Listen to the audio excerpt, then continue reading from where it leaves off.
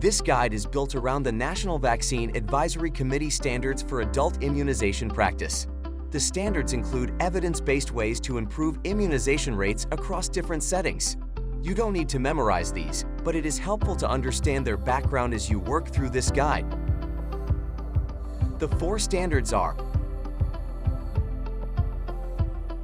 assess what immunizations residents and staff have already received and what they need.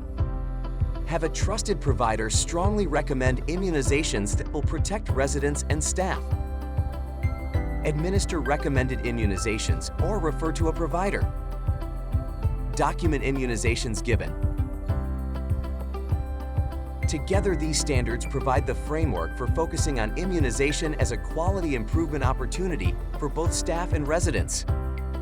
In this guide, you'll find some simple and some more complex suggestions for strategies that work to raise immunization rates organized around the 4 standards. You'll also find tools to help support each suggestion. Let's take a quick look at some examples. Assess. Remember that for the assess standard, we want to know what immunizations residents and staff have already received and what they need. This process can be very time-consuming. Consider using an immunization calendar to spread out the work or a multiple vaccine consent form on admission to reduce the burden of collecting separate consent from family members for each vaccine clinic. Recommend. With the recommend standard, individuals need to hear a strong recommendation from a trusted provider and colleague. This is the single most important predictor of whether or not someone will receive an immunization. But we know the process can be quite challenging, with many reasons for individuals and their families who might initially decline a vaccine. This section explores how staff champions may be able to help, how to address specific concerns, differentiating between hesitancy and access issues, and shares information on professional development in service for staff. It also discusses knowing when to defer conversations for particularly resistant individuals in favor of building trust, agnostic of vaccination, over the long term. Administer. Administering the vaccines may seem like a straightforward step, but there are opportunities to examine processes. For example, implementing standing orders has been shown to help routinize the provision of vaccination.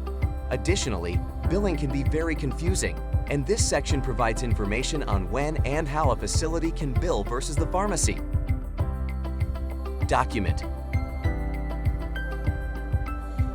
The document standard is important so that you can see if your efforts are working.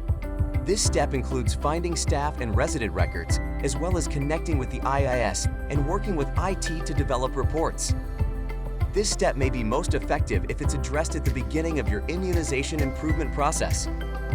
At the recommendation of several facilities like yours, 2 additional sections are in the guide. One on tips and resources for leaders at both the facility and administrative levels as they try to make change in their facilities. And a second section on using data to guide efforts, something we know is challenging for most of you. This section goes into detail on tracking rates and provides tools and templates to support this effort. To use this guide, you can follow it sequentially or just pick 1 or 2 sections to read. Find 1 or 2 changes that make sense for your facility and give them a try. When those are working well, come back for another idea or 2. The immunization improvement process is all about baby steps. Hopefully, you'll quickly see how those impact the immunization rates in your facility and therefore the health of your staff and residents. We hope you enjoy working through the guide and encourage you to reach out with any questions to our email, movingneedles@paltmed.org.